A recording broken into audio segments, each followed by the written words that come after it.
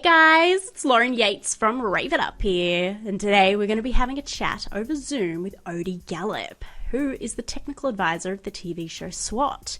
He also plays Sergeant Stevens on the show too. Now, Odie was a part of the Navy for 4 years and then San Diego Police Department for 28 years. And in that time, he got to be a part of SWAT, Narcotics, Beach Team, Patrol, and so many more. So you can probably guess we have a lot to talk about today. Before we get into today's interview, we would like to give a shout out to our Patreons, Irene, Bev, and Michael. If you haven't heard of Patreon before, it is a great way to support us and keep us running and improving. You pick a membership tier that suits you and your budget per month, and in return for supporting us, we'll give you behind the scenes content and free stuff. You don't have to give much either. You can be a part of our Patreons for as little as $4 a month.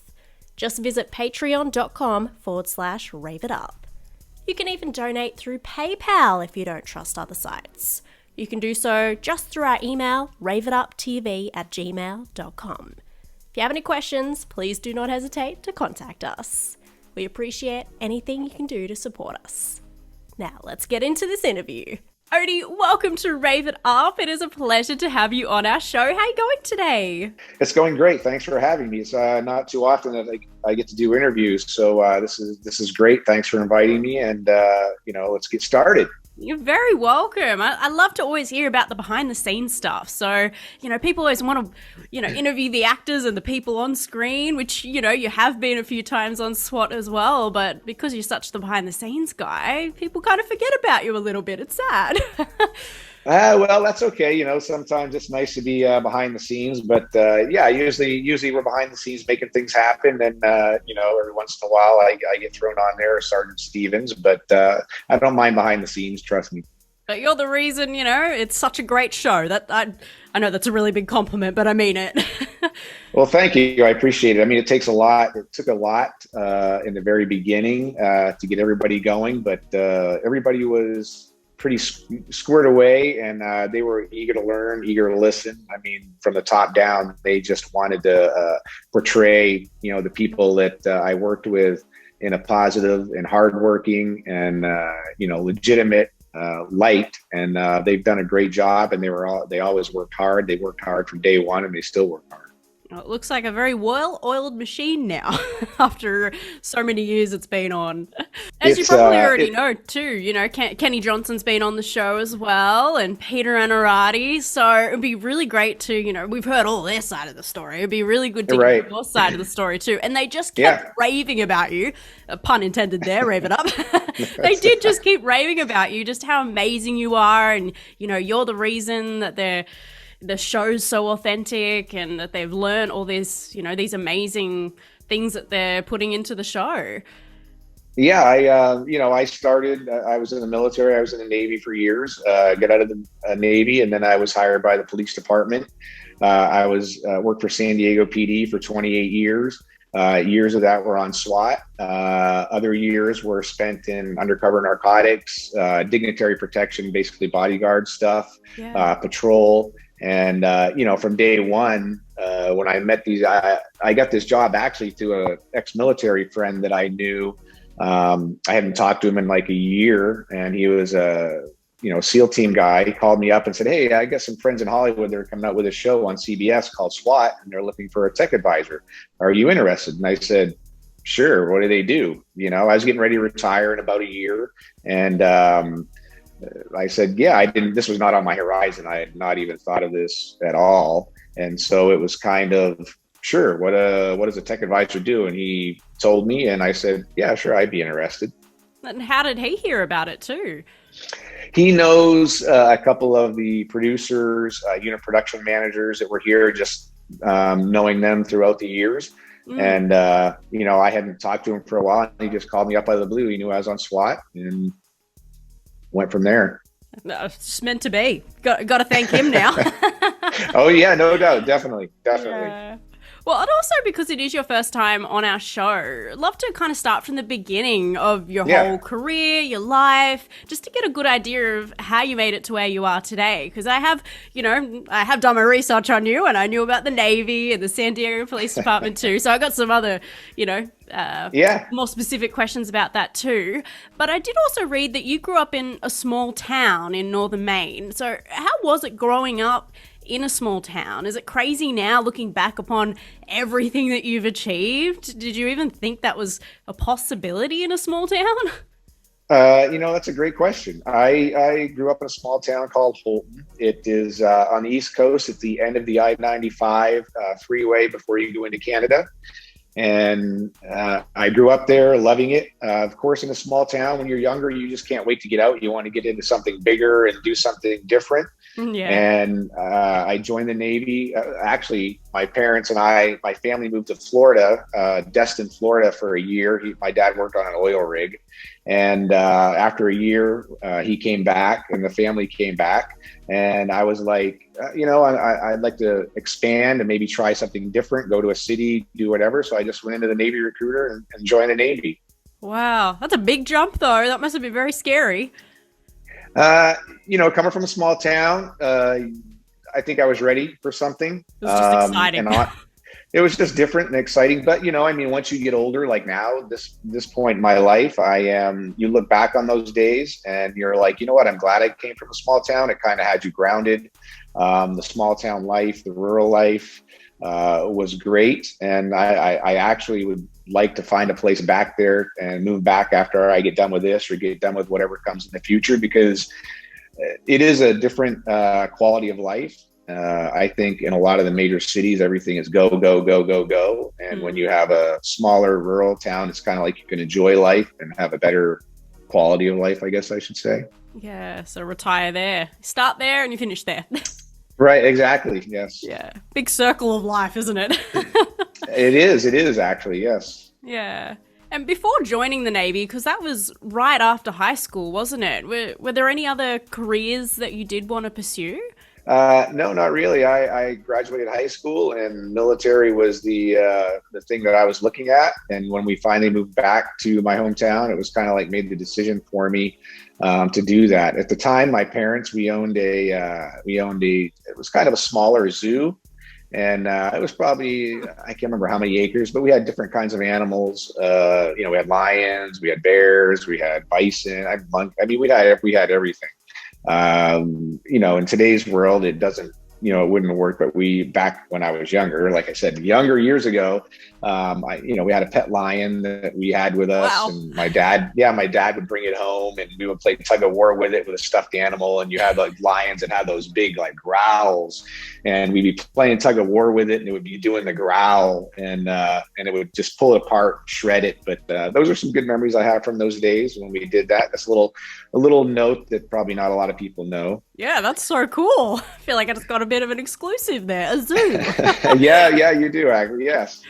Wow. So you didn't want to go more down like the animal route? You obviously were growing up around that stuff. Well, it happened that, the economy kind of went in the tank. And then it was a place where you had, like, when you were in high school, like you would have field trips to places like that. And it was doing great, and all of a sudden the economy crashed and kind of, stopped. And so, my dad sold a lot of the property, got out of the business, sold the animals to other zoos and stuff like that. And we just moved on. Yeah. Oh, all the big zoos got it all. Oh, well. Right. Exactly. Yeah. At least you can say you've experienced that, though. A lot of people can't say that. So that's really exciting. So you were with the US Navy for 4 years on a nuclear-powered, fast attack submarine. Correct. I don't know if you're allowed to tell us more about what you did and, what did that all entail? Well, back in that day, it was, Russia was our common person, or common country, I guess I should say. So we did a lot of stuff, watching Russia and doing different things, all of their new equipment, technical stuff, new submarines, new ships, and all that kind of stuff that they would christen and send out. We would just find out intelligence on all of that. And that's what we did for 4 years. That's what I did for 4 years on board the submarine. So it was good. It was fun. It was when I was younger. And so of course, when you're younger, you have no care in the world. And it was a good time, went to a lot of places. That's where I ended up going to Perth, went to Perth for a week and a half, had a great time. Yeah. And we were supposed to go to other ports, Tasmania, a couple other places, and then kind of got waylaid by something that happened. I can't remember what it was. So we had to go back to sea. But I had good memories from Perth, going to nightclubs and hanging out. And, so yeah. Well, how often did you spend in the submarine and then on land? That's not 4 years just in the submarine, is it? You're right. Well, back then we were going to sea quite a bit. We were, the longest I was underwater was 64 days. And, oh my goodness. And you get used to it, you get used to it. You get into your routine but we were probably, we would go on deployments, 6 months at a time, come back, do some training, upkeep on the submarine. And then, after a while, we would go back out for another deployment after a while. But, the Navy, when I was in the Navy, it's good memories. I had a good time. And, after I got out, did an odd job, for a little bit, and then got hired on San Diego PD. Yeah, I did read that. A few odd jobs. What sort of odd jobs were they? I worked waiter for I worked for a company called Airborne Express. Now it's DHL. I think it's DHL cool. Now. Yeah, so I did that right after I got out of the Navy. Other than that was the only job I kind of had when I got out until I got hired. So I got hired probably after a year, maybe a year, a little bit less of doing that. I had applied 6 months after I started working at that job and then got hired. They were looking, they were looking for military guys, ex-military guys who were getting ready to get out or getting out, for experience and life experience. Yeah.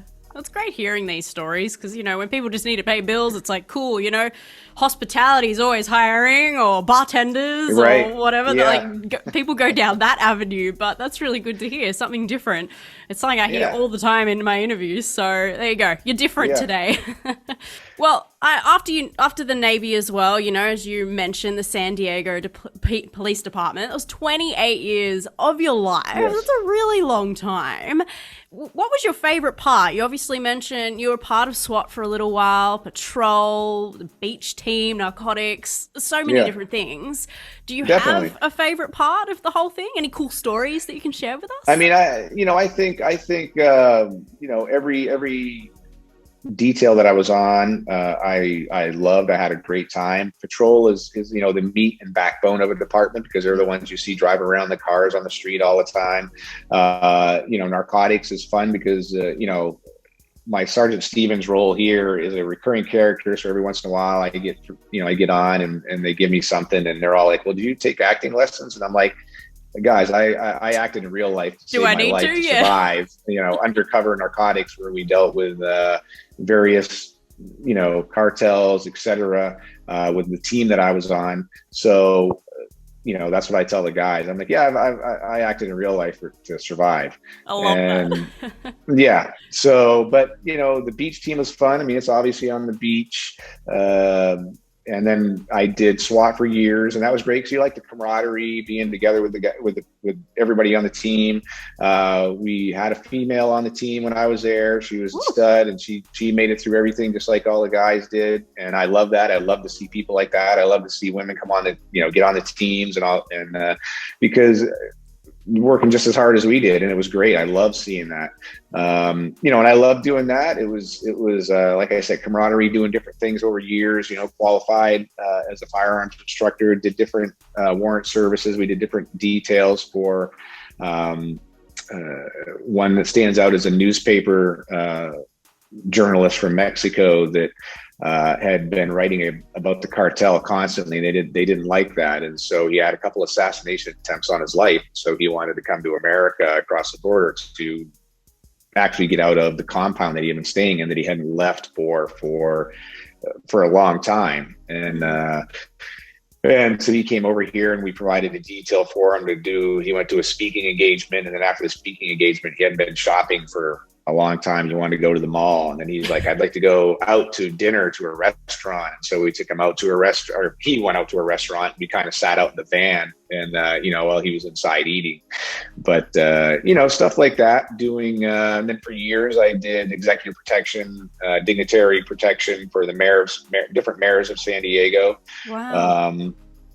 And I also do stuff on the side, as in dignitary protection. I still do that to this day. Every once in a while, somebody will call me. I have some friends that work in different companies that will call me and see if I'm available to do stuff like that, which I am every once in a while. But I had a good time doing that, just because you're with the mayor. I was with different mayors of San Diego for years. And so you get to know them, and you get to learn different idiosyncrasies, how they live, what they like, what they don't like. And then you're traveling all around doing different things. We would constantly travel to Washington, DC. We traveled to Sacramento.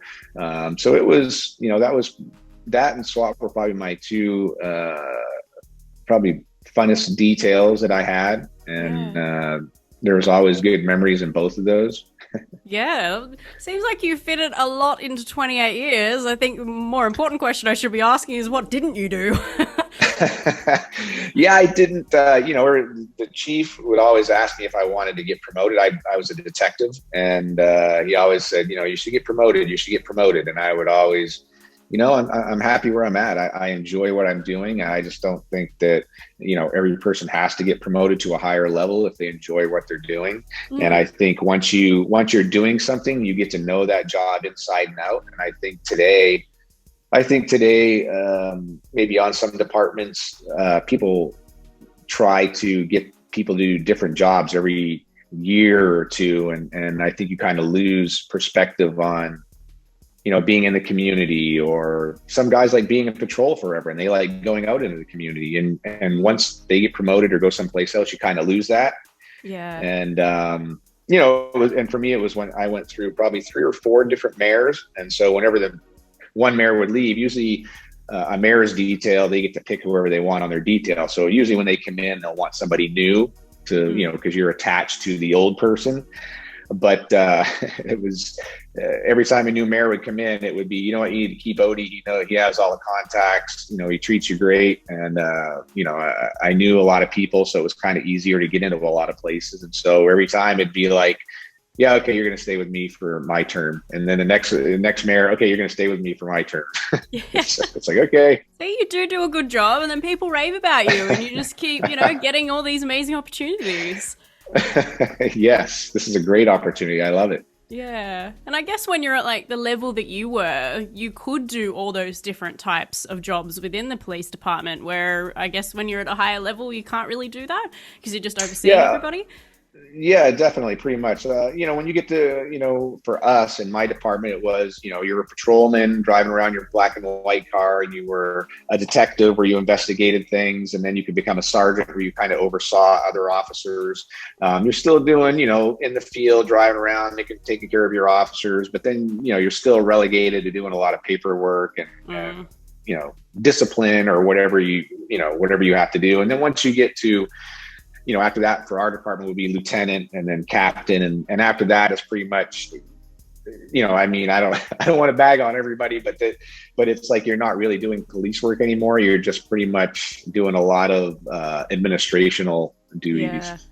I could just imagine how much paperwork too. Oh, yeah. And I was always one of those guys that I liked being in the mix, and I like doing things, and I like being out. And, so that's what I enjoy doing. So I didn't really need to get promoted. Didn't want to get promoted. Yeah, you wanted to keep moving. You loved the action. Yeah. I like to be the blue collar guy. Yeah, you like to be out in there in the field. Did you get any major injuries over those 28 years as well? I was I got into a few fights when I was in patrol. I tore up my knee a little bit. Tore up hurt my shoulder a couple times, but other than that, I kind of escaped, serious injuries, obviously. And, you had friends or acquaintances and friends that have been passed away or died in the line of duty. So sorry to hear that. But at least you keep going though, so that's good. Obviously, yes, definitely. You keep going, put your nose to the grindstone, and keep rolling along. And obviously, no injuries that are so major that you can't work anymore. So correct. Yeah. So far, so yes. Yeah, touch wood for you. Yeah, I know. Now now it is. I love doing it because it's in my wheelhouse, being on the show, doing SWAT stuff. So it's it's in my wheelhouse, showing the cast how to do their stuff. So. And you're good at it, so I'm so glad you got that job. So am I. Yeah, so from 2017 was when you mentioned your military friend told you about the show. I wanted to know, was it like just a normal job interview, or was it an audition like the actors have to do? It was kind of an audition. It was a job interview plus an audition, I guess I would say. So my friend, asked if I wanted to do it. And I said, sure, I'm interested, because I was getting ready to retire in a year. He goes, okay, I'll pick you up, and we're going to go up and talk to the producer and a unit production manager. And I went up one day, talked to them. We had a conversation for probably about an hour, and they're like, okay, cool. We want to set you up with Sean Ryan, who is a showrunner.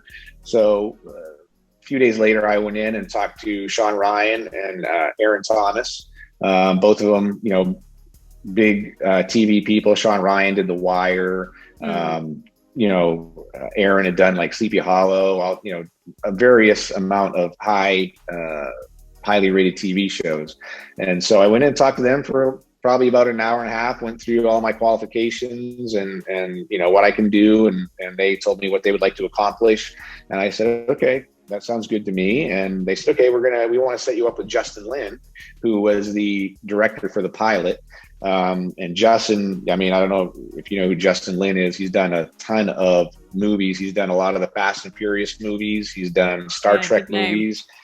So next day I went in and met with him in Pasadena at his place, and we talked for an hour and a half. We hit it off, and a few days later they called me up and said, okay, you're in. So from that point on, we started the pilot. Or I should back up and say, from that point on, then that was when they gave me a date. I came up, and it was kind of weird going onto the lot, Universal lot, back lot, and where you're used to going through is when you come up as a tourist attraction, you're used to going, and now I'm on the back lot, going, yeah, this is kind of weird.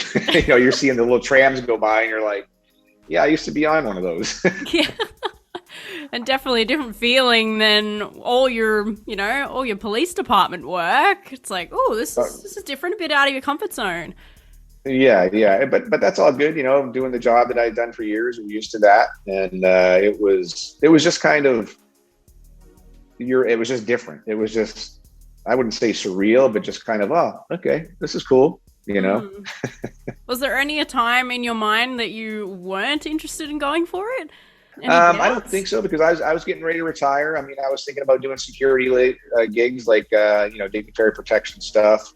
But once this came along, the first day at the back lot of Universal, they gave us a little warehouse. I was the first one in the room with my partner, and we kind of set up in SWAT. We used to set up yellow tape to make it the outline of a house, and then inside you'd have the different rooms taped off, so you can do repetitions and get used to going into a house, going in through doors, going into rooms, clearing a room with two people, stuff like that. So when we first got there, that's what we did. They gave us some rubber rifles and had them all set up in their holsters and belts and rifles and stuff like that to work with.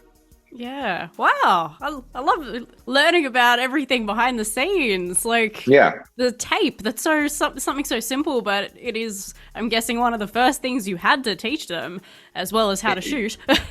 And yes, cities, a lot of cities don't have a big budget. And so like a lot of stuff you see on the show, like the Eagle's Nest and all the high tech gear, a lot of cities don't have the budget for that. So we don't have a lot of that stuff. Cities will take a lot of stuff on research and development, but a lot of that stuff is expensive, and then you usually don't end up using it because you can't afford it.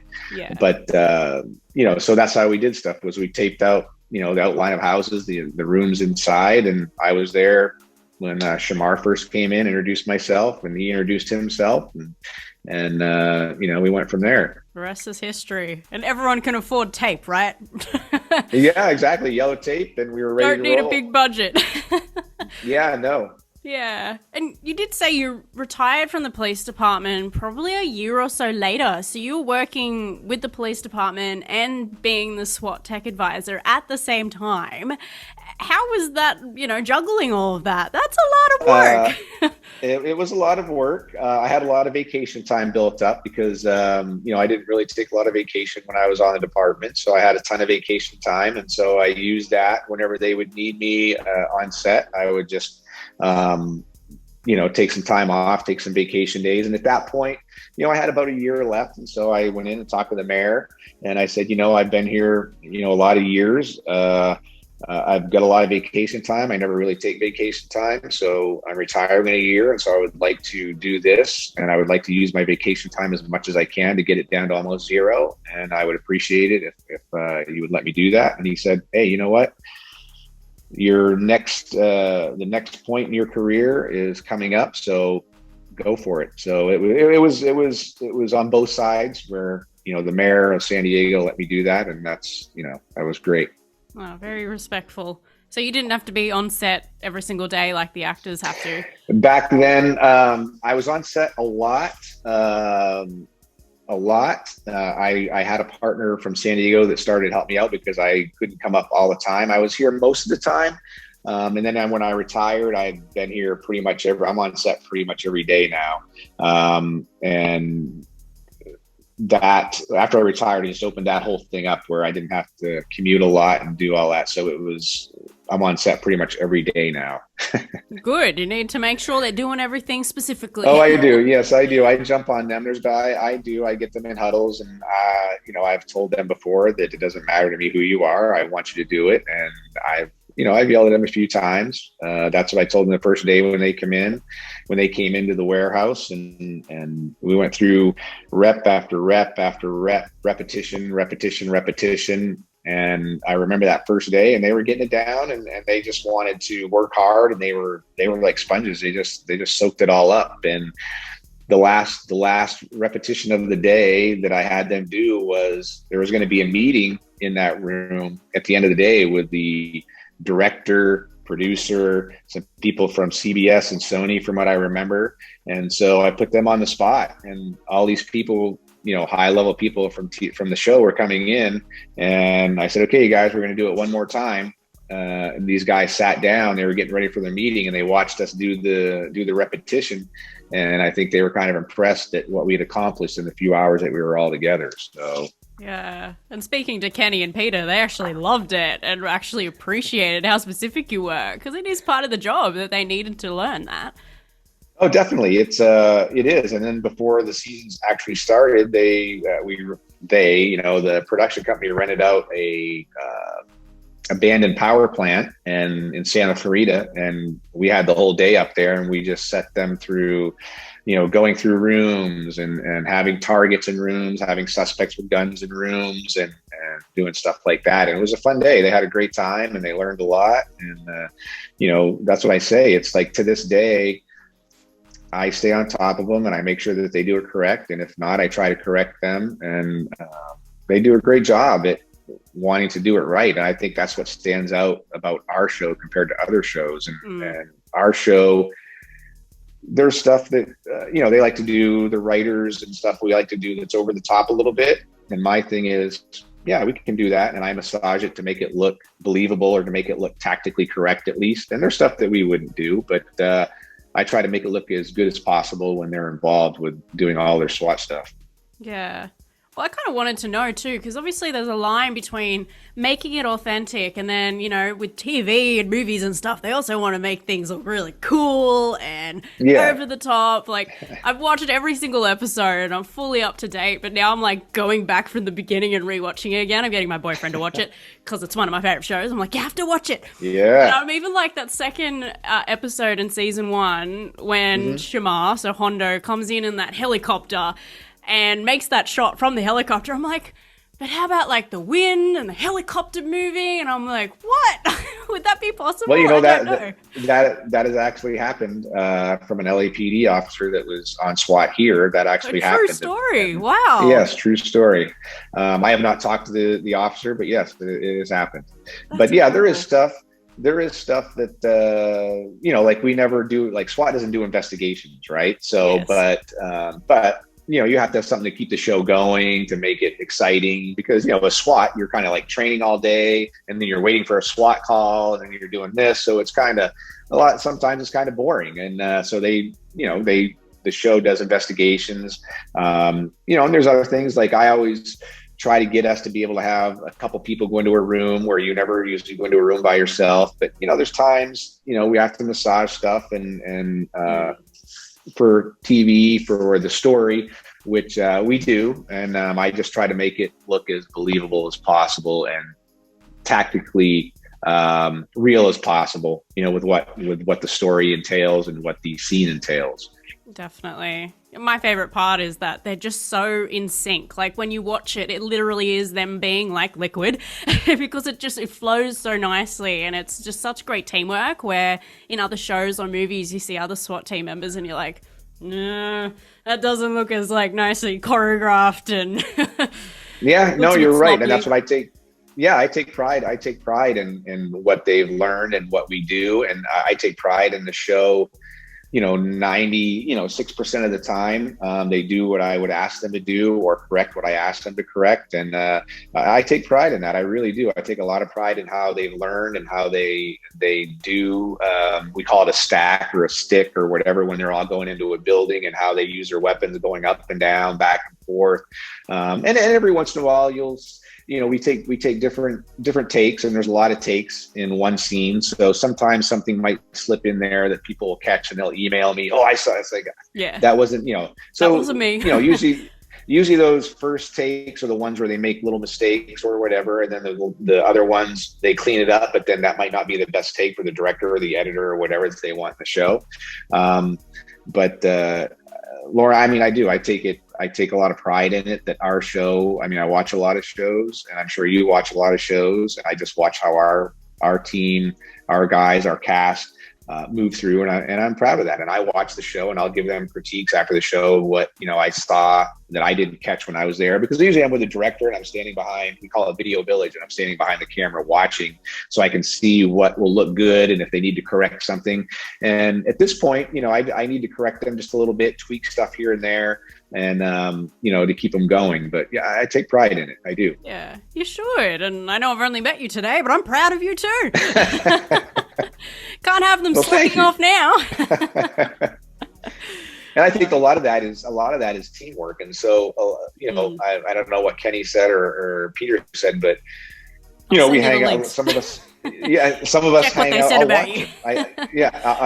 Some of us hang out when we're not on the show, when we wrap for the day. Some of us hang out together, and we become fairly close, really close. Our big thing lately is playing a lot of Cornhole. I don't know if you know what Cornhole is. No, what's that? We have there's a David Lim who plays Tan, and myself. His birthday today, isn't it? I saw that in your Instagram. Yes, it is his birthday today. Happy birthday, to my David. boy, David Lim. Yes, and so we started playing Cornhole, him and I and Shamar, and it just became bigger and bigger, and now we have our own. It's like SWAT Cornhole on Instagram. It's at SWAT Cornhole, and we have it has its own Instagram account. And we used to play. We were playing every Sunday, and Shamar is actually redoing his backyard to make it a cornhole arena. So yes, so you can if you follow that Instagram account, you'll see how crazy it gets. But we take it seriously. In the beginning, we started out just for fun, and then we started getting better, and then it starts to become more competitive. And David is the best out of all of us. Him and I battle back and forth, but he's the best one. He's the best cornholer. It's literally just throwing corn into a hole. No, it's a bag. It's a bag. And supposedly it's called Cornhole because they used to have corn in them, but now they have little resin pellets in them. And you have boards that are set 27 feet apart, and it has a hole in it. And so you try to get it from 27 feet, you try to throw it into the hole. Wow. And you get points for getting it into the hole or on the board or whatever. And it's starting to become a lot bigger here. But if you follow, if you get on and check out the Instagram account, and you'll see. I will be. But it's it's out of control. I'm definitely going to check that out. I'm sure it's going to be hilarious. Like, I love checking your Instagram stories, and for everyone, go follow Odie, because, you put a lot of behind the scenes videos up, and I love it. I try to, just because, people really don't get, they see the actors and, doing their thing, and they see them on whatever, their Instagram accounts, and they see them in their magazine or on TV. And, I'm just a blue collar guy. I just grew up as a hard worker, and I grew up as a blue collar guy. And as one of those people that watch TV, you never get to see behind the scenes and what's happening. And so I try to take as much as I can, videos, pictures, and I try to post that so that people can actually see what goes on behind the scenes when you're having fun in between takes, in between scenes, and people, I think people like to see that. It's just not seeing their celebrity at their event, or going to some place in Hollywood, If I love it, everyone else is going to love it too. Because, I have been behind the scenes with different, shows or movies, but for something like SWAT, where I haven't been on that set, it's good to see how you guys do it all, because everybody does do it differently. Yeah, they do. And like I said, we've all become, the crew. The crew is awesome. We probably got the best crew in Hollywood, because everybody gets along. We have a good time. The cast is awesome from top to bottom. We've all become friends, and we all talk. We all text. David and myself and Lena Esco went to a Bellator, MMA type fight like about a year and a half ago. And we have a good time together. And I think that's my whole thing, is building the camaraderie as a team. And when you build a camaraderie as a team, and you talk to people, hang out with people, do things with people, then that's what bonds you as a team. And I think that shows on the show when they get to do things together. They're not just, oh, okay, well, we're done with the scene. I don't need to talk to you anymore. I don't want to talk to you anymore. I'm leaving. And I think that shows in other shows. You can tell when that happens. And I think on our show, like I said, I'm not saying we don't have our disagreements now and then, but we have a good time, and we're all really close. And I think that's what makes it look really good. It looks like a family, and it looks like you guys have way too much fun on set, but in a really good way. I love it. So when the show isn't filming, because you're retired now, so what do you do in that time when the show isn't filming? You're just enjoying some nice time off? I've been programmed from a young age. I've worked almost every day, and it's like I don't take a lot of vacations. So in this business, when we first got here, it was kind of like, they call it hiatus. When you go on hiatus, I was like, okay, what do we do now? Yes. Because I'm used to working every day at a job. And so, I picked up some jobs here and there. Like I said, I have people from different security companies call me for basic layman's term, bodyguard stuff, dignitary protection. And so I still do that on the side whenever we're not working, whenever somebody gives me a call. I go back and visit my family in Maine. I love, my brother and my aunt and uncle are back there, my cousins who I'm really close to, and I love seeing them. And like I said, there's a point where I'd like to have a little place back there to go back. You get grounded back there. It's a different quality of life. And I love doing that. But, I have two daughters that live in San Diego. One of them's an attorney. The other one, she's an assistant. They're both big volleyball players, played volleyball in college. Wow. And that was, probably one of the, and besides it, that was probably the best time of my life, was watching them grow up and play sports, because they were really good at it. And they both went to college, paid for college, both their colleges playing sports. And, my one daughter's an assistant coach at her old high school, and assistant coach for a travel club. And like I said, my older one is an attorney. So wow, you should be so proud. I am proud of them. I am very proud of them. Yes. Yeah. So did COVID kind of affect the security gigs at all? It did for a little bit, but I think people, because of COVID, people became more aware of their security, because a lot of people, people weren't working, people were, looking for jobs. And so, companies stayed constantly busy, but it did affect some companies a little bit. Yes. Yeah. Well, You need to enjoy some time off too, right? I'm not used to that, Lauren. I'm not used to that. Yeah, that was like the universe's way of saying you need to just stop. Yeah, right. You sound like my father. He can't stop either. He's like, I got to just always keep doing something, even if I'm not working. You know, he's out in the garden. You know, so we're kindred spirits. It's so yes. Well, you've been used to doing that for so long that if you stop, it would be like, oh, I'm just going to collapse. Yeah. You don't need that. Yes. I love the job I'm doing now. I love going to work every day. I love going in and seeing, I also go over all the scripts for the writers. I give notes on the scripts. I give them this might look a little kind of crazy. Maybe we can do this instead. Maybe we should have Hondo do this instead, or Tan. So I go over every script for every episode. I give the writers notes. I go over costume documents and with the costume department give input on that, and props. They have questions every once in a while, so we go over stuff together every once in a while when they need something. Yeah. So it's I stay really busy, and I love, like I said, I love going to work in the mornings. We have our own on-set gym. Shamar had a semi-trailer gutted, and inside it has everything you need for a gym. I mean, everything. It has speakers, it has TVs. The outside is wrapped in black and it says SWAT on the side.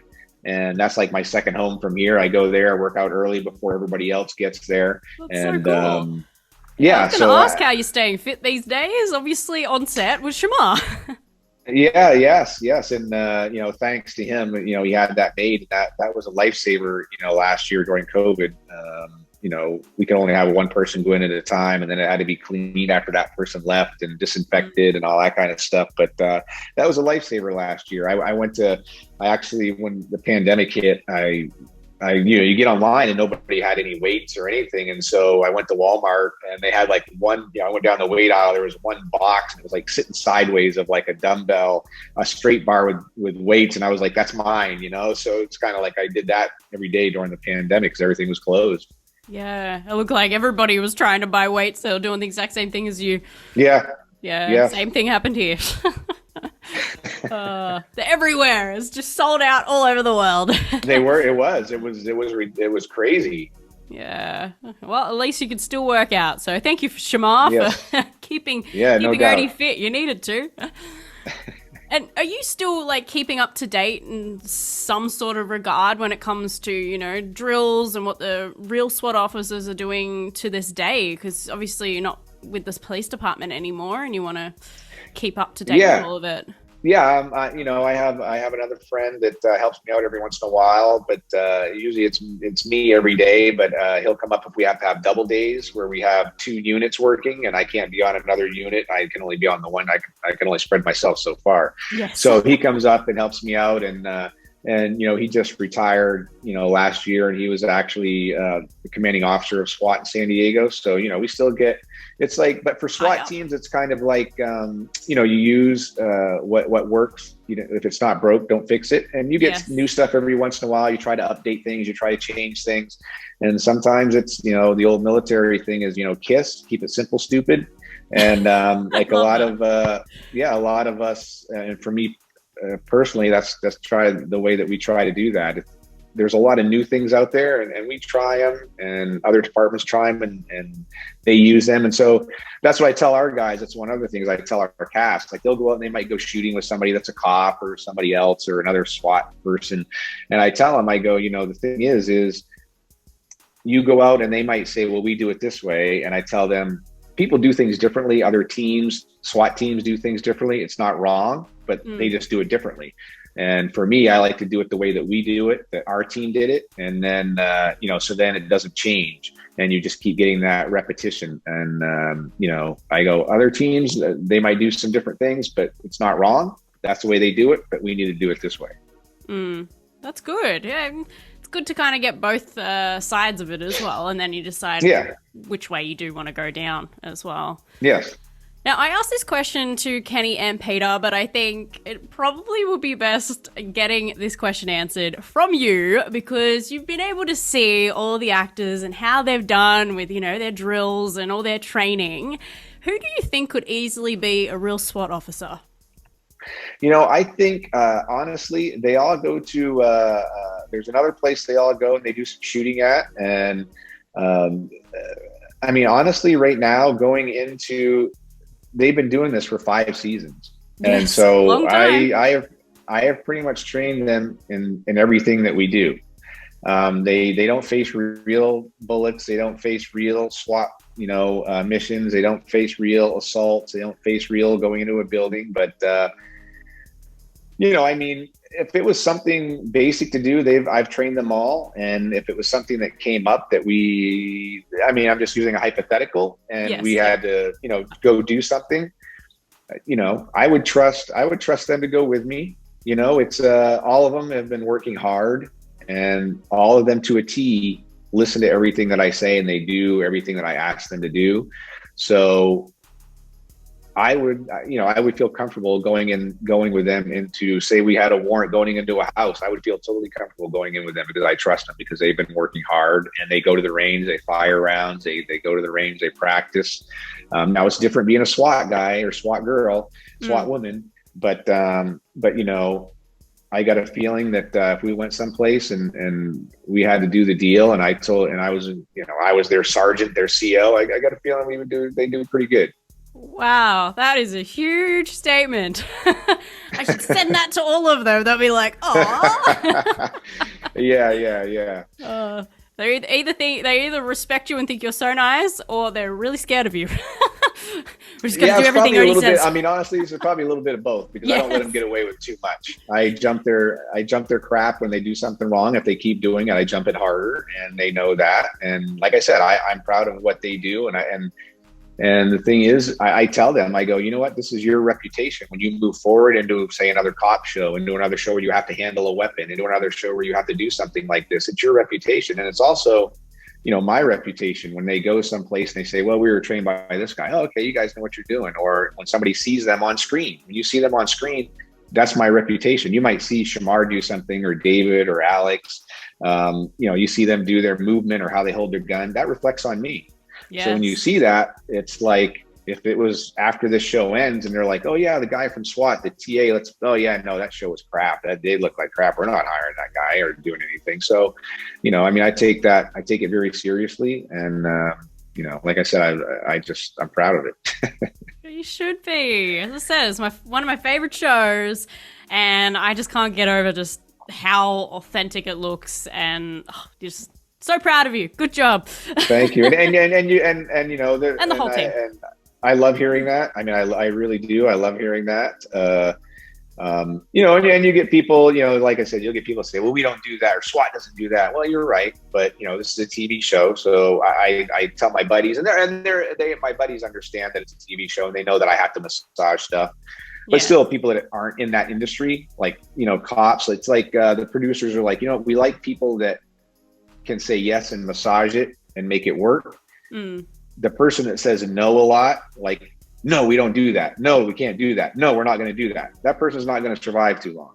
No. So you have to learn how to adapt and be flexible and overcome. And, like I said, I'll get stuff like from random people saying, well, SWAT doesn't do that. It's like, no, you're right. But we have to massage it to make it look like believable, because it's TV. It is TV. And we try to make it as entertaining as possible.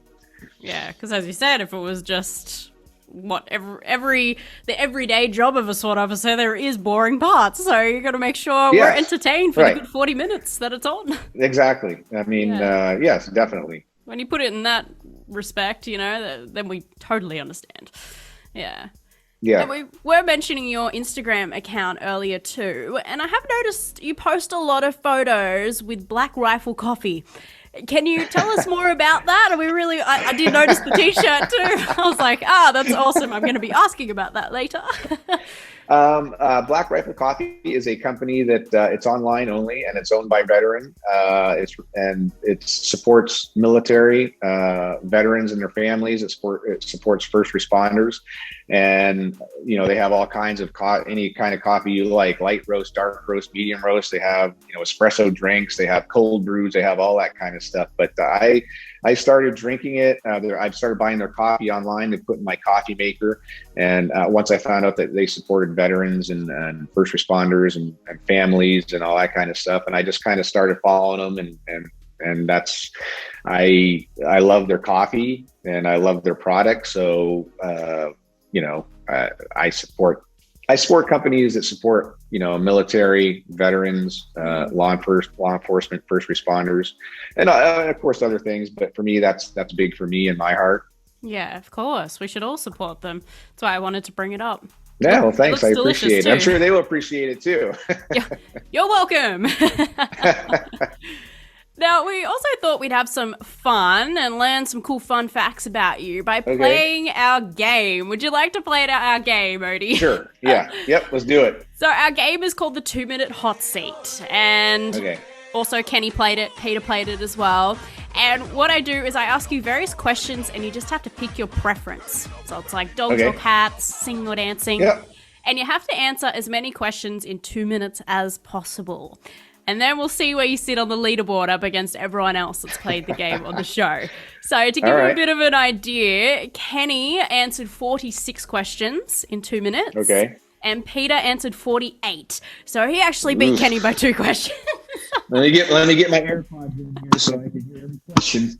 Yes, got to make sure you hear it all. And I even interviewed Kenny's daughter as well, Angelica. Who was on SWAT for a couple of episodes as well. She answered 41 questions. So 41's, well, she's under all of them, but 48 if you want to beat Peter, because he's the top. All right. Peter, Mumford. I was on his team at the beginning. When he first started, I was on Mumford's team for a little while. I started Steven. So yeah, I love Peter.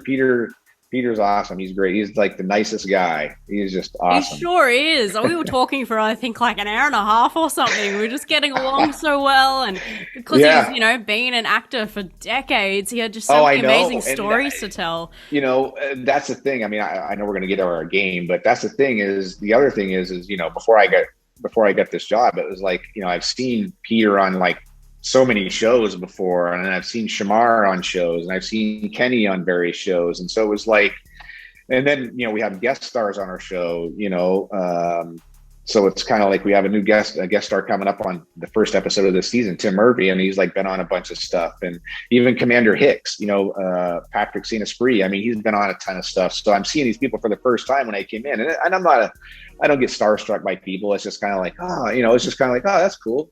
There's Patrick Saint Esprit. Oh, there's, I can't believe I'm in the same room as them. Yeah, I know. I was like, that's what you're going to, like, this is crazy. And when I was in my first scene, one of the first scenes I was in was Shamar and those guys and Patrick. It's just like I'm standing there going, all right, I'm standing here with Shamar, standing here with Patrick Saint Esprit, Kenny Johnson. It's like, Jay Harrington, who's been on a bunch of stuff. Yeah, Jay Harrington, who's been in a bunch of stuff, who's awesome. And it's like, this is kind of weird. It's crazy. Yeah, Jay's another person who puts up so many amazing behind-the-scenes videos on his Instagram too. He's one that I'm always clicking on. And Jay's one of those guys. He takes it serious. I mean, Jay is like laser focused, and he's always they're all asking me questions, but Jay is. Would you guys do that? It's like, no. And he's like, okay, I'm not going to do it. And he is laser focused on the job, and he tries to get as close to his character and the SWAT guy as possible. And I love it because, everybody does that. And Jay and David, and it's just, I love working with them because they just love soaking everything up. Yeah, they definitely do. And that's what I mean. Whenever I see an Instagram story update from you or Jay, I'm like, ooh, gotta click on it. Yes. One of like the last ones I saw was like you showing Jay how to kind of, get down on one knee and come from the side. And I'm like, and he's asking questions. That's why I was like, wow, I think Jay really takes it seriously. Good on him. It does. And they all like that. They're all like that. And I'm sure when I don't have some of them in my Instagram, it was like, they click on it like, oh, it's not about SWAT. Okay, forget it. Got to make sure you keep the SWAT updates up, right? I know, right? I know, yes. All right, are you all ready? I've got the stopwatch ready for you. I'm ready. I'm going to give you 2 minutes 15 like I did the others, just because it's over Zoom, so it's not as, there's a bit of a delay, unlike when you're here in real life. We're going to have to play it in real life one day too, in person. All right, are you all ready? Okay. Yep. 3, 2, 1. Facebook or Instagram? Instagram. iPhone or Samsung? iPhone. Apple or Android? Apple. Rap or rock music? Rock. Rock or pop? Pop. Pop or country? Country. Beach or mountains? Mountains. Beach or pool? Pool. Sun or rain? Rain. Skiing or snowboarding? Snowboarding. Comedy or action? Action. Blondes or brunettes? Brunettes. Sweet or salty? Salty. Sunglasses or hat?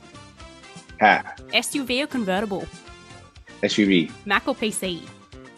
Mac. PlayStation or Wii? PlayStation. Clean or messy? Clean. Singing or dancing? Dancing. Dogs or cats? Dogs. Italian or Chinese food? Italian. Summer or winter? Winter. Kim Kardashian or Scarlett Johansson?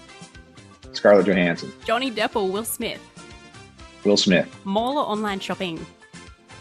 Online. Cinema or home movie? Home movie. Ice cream or gelato? Ice cream. Cake or cookies? Cake. Cookies or cookie dough? Cake. Cookie. Family or friends? Family. Football or soccer? Football. Night or day? Day. Christmas or your birthday? Christmas. Bus or train?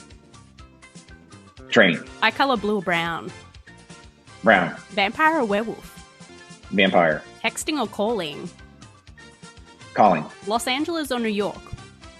Los Angeles. Friday or Saturday? Friday. TV or movies? TV. Coffee or tea? Coffee. Snow or surf? Snow. Harry Potter or Twilight? Harry Potter. Family Guy or The Simpsons? Simpsons. McDonald's or Burger King? McDonald's. French fries or chips? French fries. Burger or hot dog? Burger. Guitar or drums? Guitar. Leather or denim? Leather. City or country? Country. Biting your nails or picking your nose? Biting nails. And we're out of time. What an amazing question to end with. Boom. Yeah. I always find it funny when people are like, picking my nose, yeah. Okay. Yes. How many questions do you think you answered in that time? I like to think I got like maybe 50, 51. Ooh, very good. So you think you beat everybody? Yes. I love the confidence.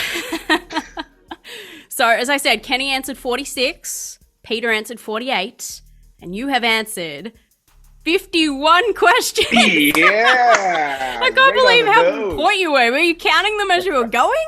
No, I wasn't. I just guessed. That was a very good guess. If you ever have to guess like how many M&Ms are in a jar or something, get Odie to guess. That was really good. So you were sitting number 37 on the Rave It Up leaderboard, up against 133 people. So that's a really good effort. Good. Oh my goodness. Yes. I am so impressed. I like it. I was like, oh my goodness, I think he actually will beat them. Yeah. I was waiting for I was waiting for, like, when you said rock and pop. I'm a country guy, so I grew up in the 80s, so I love a lot of the old 80s stuff. You know, you got Bon Jovi, you got, Motley Crue and Guns N' Roses and stuff like that. But I like country. I'm more of a country guy now, so. Yeah, well, I love country too.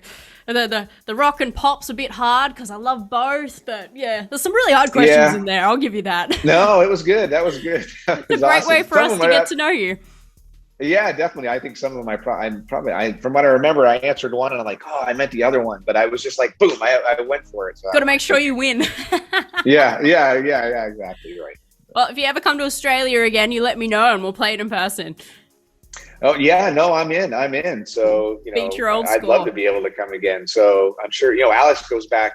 I think he goes back. He tries to go back every year to visit his family. So, I'd love to go back. Yeah, definitely. I'd love to. Awesome.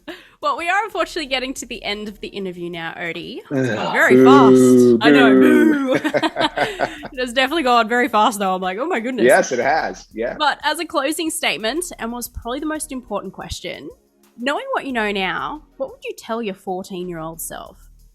I would tell my 14-year-old self, just not stress about a lot of the stuff that comes along, because there's nothing you can do to change a lot of stuff. So just put your nose to the grindstone, work hard, be confident in yourself, and move forward. I mean, that's what I would tell myself. It's, when you're growing up, it's kind of hard. You have, with everything going on today, plus Instagram, plus all social media and all that kind of stuff. And, you see a lot of people online, a lot of stuff online in the news and you feel for people and you're like, just be confident in yourself, just believe in yourself. You are a different person than the next person and the next person after that. And you are you. Don't be anybody else. Don't try to be anybody else. Just be yourself and be happy with yourself. No matter what job you get, no matter, what you do in life, life is, you can have many jobs and people have many jobs, but as my 14-year-old self, that's what I just say, be confident, nose to the grindstone, work hard, be happy with what you have, and just be yourself. Yeah, don't compare yourself. Oh, I love that. Yeah. That was so much advice into one answer, and I'm so grateful. So thank you. No, the more advice, the better. Yes, yeah. I released a book at the beginning of last year. Wow, that time's gone quickly. All with the answers to that question. I'm going to have to get you in the next book. That was so amazing. Well, I appreciate it. Thank you for the interview. Thank you for the email. And, not too often I get to do it, but I love doing it. And it's thank you for wanting to look behind the scenes and see how things are made, really. Like you said, a lot of people see in front of the camera. A lot of people don't see behind it, what goes on. And that's great. That's just awesome. I love it. Oh, you're so welcome. Thank you for taking the time. I'm like, oh my goodness, you're so busy behind the scenes all the time. I was like, I hope he has some time to chat to me. Oh, I love it. Trust me, I love it. It's a good time. I love talking to people and letting them know what happens and what goes on. And I love it. I do. And hear about all of your hard work, which is paying off. So you should be so proud. Thank you. I am. Thank you. You too, for where you started 11 years ago. And now, you're becoming a giant in the business. Oh, thank you. Now I'm interviewing you. Well, you're welcome on the show anytime as well. Now that you have my contact, if you want to talk about anything, just let me know. Well, same with you. If you want to talk to me, give me an email, give me a call, give me a text, whatever. And, we'll do it. Can't wait. It's been so much fun, so I'm sure the next one's going to be even more fun. Yes. Yeah. So, all right. Well, thanks a lot, Lauren. If our audience want to contact you as well, find out what you're up to, check out all those cool updates, where should we go follow you? What's your Instagram? Do you got anything else? Yeah. No, my Instagram is at Odie V as in Victor Gallop, Gallop. And, I try, like I said, we were talking, I try to put stuff on there that people don't usually get to see, or people that are working every day, 9 to 5ers, people that work midnights and stuff like that just like to see what happens on a TV show behind the scenes. And, I sprinkle in a little bit of my personal life in there and, give me a follow. Black Rifle Coffee. Try some Black Rifle Coffee, order it online and I'll keep doing it. And all the fun he has behind the scenes with all the actors. Yes, definitely. David and I go at it quite a bit. We're best friends, and we give each other a hard time. And he's kind of included Alex in that. The Aussie. He's included the Aussie in that lately, so I'm gonna have to get back at him a little bit. But yeah, we have a good time. Yeah, you make sure he doesn't lose his Aussie accent, okay? Oh, he doesn't. He knows how to turn it off on camera. As soon as he's done, boom, it's straight back to the Aussie. Oh, I'm so glad. Because when I watch him on screen, I'm like, wow, he's doing that American accent really well. And then I watch an interview with him with Shamar, and I'm like, oh, good, he's still got the Aussie accent. Oh, he does. A lot of people come on, and they hear him talk on screen, and then they'll talk to him off screen. And he's got his Aussie accent, and they're like, are you Australian? He's like, yeah, and he'll start talking to him. And we've had some Australian co-stars on the show too. I think in the first episode of this season, there's an Australian co-star. He plays one of the bad guys, tall guy with a little ponytail in the back. And look out for him. He's an Australian, yes. Wow, I know what you mean though. Like, there's been so many people I've interviewed over the years, and then they come on. I'm so used to seeing them in a TV show or a movie, and I'm like, wow, they sound different. Like, it could just be the simplest thing. They could still be doing an American accent or something, and they're American in a movie or TV show, but they've just put it on a little bit different.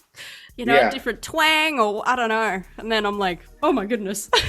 yeah. Alex is awesome. I love Alex. We're friends, and you know, he's a great guy.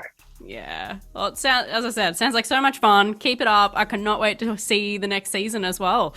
Should be very soon in October, isn't it? It's October 1st. October 1st is the season premiere. I think it's a 2-hour premiere. It might be at 8 o'clock our time, Pacific time, I think, California. So October 1st, the 5th season.